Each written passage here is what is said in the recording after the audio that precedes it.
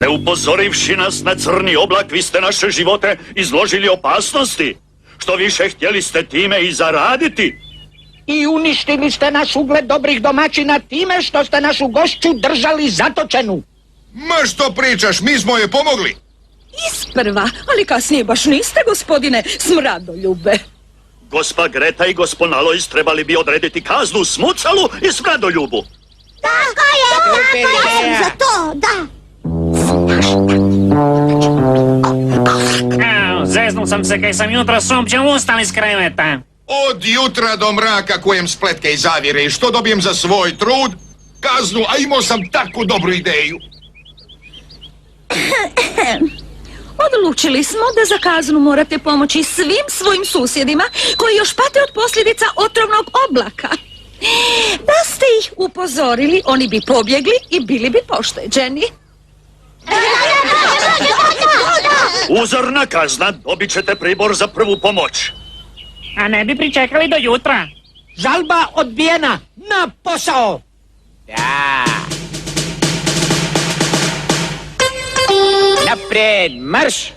1, 2, 3, 4, pred vama su mnogi metri. 5, 6, 7, 8, vidjet ćete vi još tko sam, dok još glavu svoju nosam. Ha, možeš brojit sve do jutra, čekamo vas opet sutra.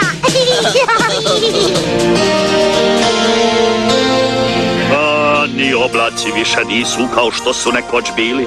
Nekad su nam govorili hoće li biti toplo, hladno, kiša ili sunce, a sad nas upozoravaju i na opasnosti koje proizvode ljudotine. Morat ćemo i pažljivije motriti. Hoće taj crni oblak opet doći? Nadam se da neće, ali nikad se ne zna. Pa zato se mi nećemo vratiti na naš dimnjak. Da, želimo da naša djeca odrastaju na sigurno. Gdje će biti sretna, zdrava i vesela. Ako želite, možete ostati kod nas. Hvala, gospod Platon. Hvala vam svima. Jako ste dobri prema nama. Osim dviju sumnjivih iznimaka. Pa nisu ti lukavci ni tako loši, barem smuce. Vratit ćemo se jednog dana, možda čak i zauvijek, ali sada moramo na jug sa svojima.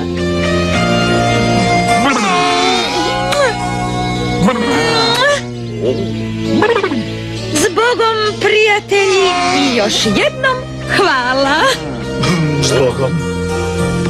Doviđenja, gospod Alojz. Doviđenja, gospa Greta. Doviđenja, sretan put. Doviđenja! Pazite na sebe. Godnicu, jel da? Vrlo.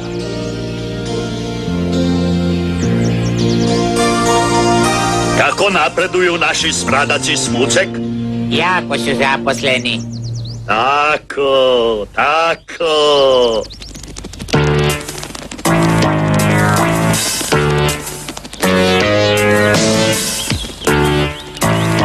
Hajde, dječice, otvorite kljunčiće za svog striku. Još koje zrno, gospa Ševo? Ne? Sigurno? Kaj se sramite, tu smo da vam pomognemo. Daj, Smuco, ladi malo, gadi mi se, znaš koliko si fin. Dobro, nije striček Smradekić baš tako mislio. Smirite se, vidite ovo. Oj, aj.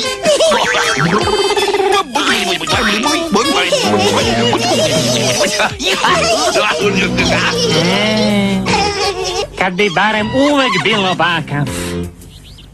Bljak, sad se gadim sam sebi. Ja, šefe!